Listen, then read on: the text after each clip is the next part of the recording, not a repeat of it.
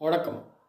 இப்போ பார்த்தீங்கன்னா, இன்னைக்கு ஒரு எங்கேயோ பிராமணர்கள் 3% அவங்களுக்கு அர்ஜுன் சம்பத்து, அப்புறம் வேறு சில கட்சியெல்லாம் சேர்ந்து அவங்களுக்கு ஒரு சார்பாக மாநாடு போட்டிருக்காங்க. அதில் எச் ராஜா பேசுகிறாரு.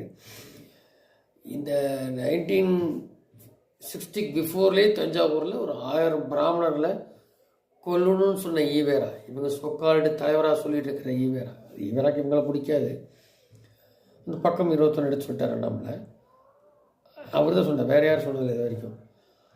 அப்போ அது குறித்து காமராஜ் ஆட்சி இருக்கும்போது நேருகிட்ட போகும்போது இவங்க ஆன்டி எலிமெண்ட்ஸ்னு சொல்லி அவர் நோட் போட்டு கொடுக்குறாரு. இவங்க பிரிவினவாதம் பேசிகிட்டு இருக்கும்போது அவர்னால தானே, இல்லாட்டி கட்சி காணாமல் போயிடும் பயந்தானே இப்போதைக்கு அதை கைவிட்டுறோன்னு சொல்லி அண்ணாதிரப்பில் சொன்னது.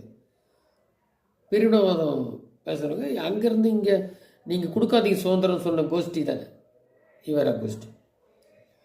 அதனால் மக்களுக்கு ஒன்றும் நடக்காது, விரோதம் தான். இப்போ பாருங்கள், வேங்க வேணும்னு கண்டுபிடிக்கல, அது சொல்லியிருந்தார். ஒன்று, இவங்களே சாராயத்தை குடிக்காதுன்னு சொல்கிற முதல்வர் டெய்லி வீடியோவில், ஆனால் சங்கில் வச்சு சாராயத்தை குழந்தைகள் கூட்டுவாங்க போல் அப்படின்ற மாதிரி கூப்பிட்டுருந்தார்.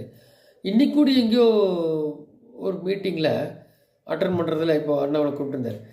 ஆனால் கருப்பு ஷால் போட்டிருந்து வந்திருந்த பொண்ணு ஷாலை அவங்க இவர் அட்டன் பண்ணுறதுக்கு வரும்போது யாரோ அதை ரிமூவ் பண்ண சொல்கிறாங்க பெண்கள்.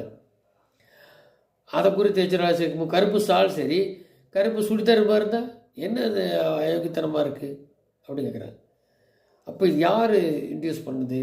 மட்டும் முதல்வர் வராரு சரி, கருப்பு ஷால் பெண் போட்டான்னு அதை எதுக்கு எடுக்க சொல்கிறாங்க? அது ஒரு கேள்விக்குறி. இதே மாதிரி தான் இந்த அண்ணா யூனிவர்சிட்டி பெண்ணுது. அந்த யார் அந்த சார்னது இருக்கட்டும், அந்த அருண் டிஜிபி அவர் எப்படி ஊருக்கு முன்னாடியே அது ஃப்ளைட் மோடில் அவன் போட்டிருந்தா எது வக்காலத்து வாங்குறது குற்றவாளிக்கு யாரை காப்பாற்ற? இப்போ டிஜிபி சம்பவம் யாரும் பேச மாட்டாங்கன்னா அவர் அருணை தான் மோல் சொல்லணும், அவர் துறையில் இருக்க அருண் கமிஷனர் தான் சொல்லணும் அப்படின்னு குறிப்பிட்டிருக்காரு. இப்போ கூட பாருங்க, மாநாடு நடக்கிறதுக்கு இருந்தது தடுத்துட்டாங்க, கவர்மெண்ட்டை கொண்டு கொடுத்துருக்காங்க. அவர் கேட்டிருக்காரு. இதுதான் பிரச்சனை. ஸோ பூரா உங்களுக்கு ஆன்டி எலிமெண்ட்ஸ், இது விரோதம், மக்களுக்கு எதுவும் நடக்காது. இப்போ பாருங்க, இவெல்லாம் யார் தைரியம் கொடுத்தா அண்ணா யூனிவர்சிட்டியில் போய் இப்போ எல்லாம் தடை பண்ணி கேமரா போடுறாங்க. அன்றைக்கே கேமரா இல்லாமல் போச்சு இருக்குல்ல. ஸோ ஒன்று நடத்தப்படுறதா முன்னாடியே முழிச்சிக்கிறது இல்லை. அது போலீஸ் கைகள் கட்டப்பட்டிருக்குன்னு சொல்கிறாரு நம்மளை.